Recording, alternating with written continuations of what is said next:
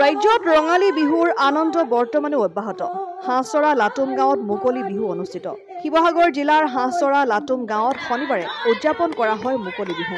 হাঁহচৰা লাটুম গাঁৱত মহিলা সমাজ আৰু যুৱ সমাজৰ সৌজন্যত দিনজোৰা কাৰ্যসূচীৰ আয়োজন কৰা মুকলি বিহুত কেইবাটাও হুঁচৰি দলে বিহু মহিলাসকলৰ জেং বিহু প্ৰদৰ্শনে আপ্লুত কৰে সকলোকে। প্ৰথমবাৰৰ বাবে লাটুম গাঁৱত ৰাইজৰ সহযোগত উদযাপন কৰা এই মুকলি বিহুৰ আনন্দ লয় সকলোৱে। আমি আজি হাঁহচৰা লাটুম গাঁৱৰ মহিলা সমাজে এইবাৰ প্ৰথম আমি আমাৰ লাটুম গাঁৱত আমি মহিলাসকল আৰু যুৱ সমাজৰ সহযোগত প্ৰথমবাৰ আমি আমাৰ গাঁৱত মুকলি বিহু অনুষ্ঠানটো আমি পাতিবলৈ সক্ষম হৈছোঁ।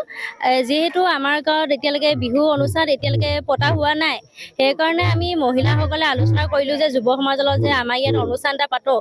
যিহেতু এতিয়া নৱপ্ৰজন্ম উঠি আহিছে, তেওঁলোকেতো বিহু কি সেইটো নাজানে, সেইকাৰণে আমি তেওঁলোকক জেং বিহুনো কি, হুঁচৰি কি, সেইবোৰকে দেখুৱাবলৈ কাৰণে আমি গাঁৱতে অনুষ্ঠানটো পাতোঁ বুলি সকলোৰ লগত আলোচনা কৰিলোঁ।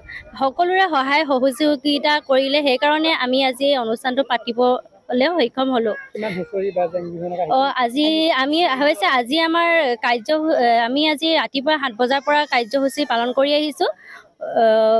পতাকা উত্তোলন কৰা হ'ল, তাৰপিছত বৃক্ষৰোপণ কৰিলোঁ। তাৰপিছত আমি সৰু সৰু ল'ৰা ছোৱালীৰ মাজত কণী যুঁজ আৰু ৰছী টনা খেলো পাতিছিলোঁ। আমি ৰছী টনা যুৱক যুৱতীসকলৰ মাজতো অনুষ্ঠিত কৰিছিলোঁ, বয়সস্থসকলৰ মাজতো অনুষ্ঠিত কৰিছিলোঁ। যিহেতু আমাৰ ইয়াত এইবাৰ অনুষ্ঠানটো প্ৰথম পাতিছোঁ, সেইকাৰণে এতিয়া জেং বিহু আহিছে, হুঁচৰি আহিছে, সেনেকৈ আমি আৰম্ভ কৰি আছোঁ। অনুষ্ঠানটো এতিয়া চলি আছে আমাৰ ধুনীয়াকৈ। আৰু আমি ককা আইতা সকলো বিহুনাম এফাকি গাবলৈ মন যায়, তেওঁলোকেতো এতিয়া সুবিধা ক'তো পোৱা নাযায়।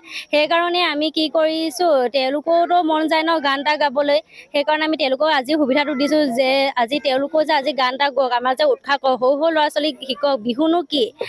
সেইকে আমি ককা আইতাহঁতক আজি নিমন্ত্ৰণ কৰি মাতি আনিছোঁ আমাৰ অনুষ্ঠানলৈ, বয়সস্থসকলকৈ।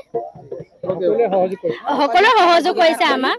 আমি আৰু মহিলা সমাজৰ আমি ভৱিষ্যতলৈ আমি এনেকৈ অনুষ্ঠানটো পাতিমেই।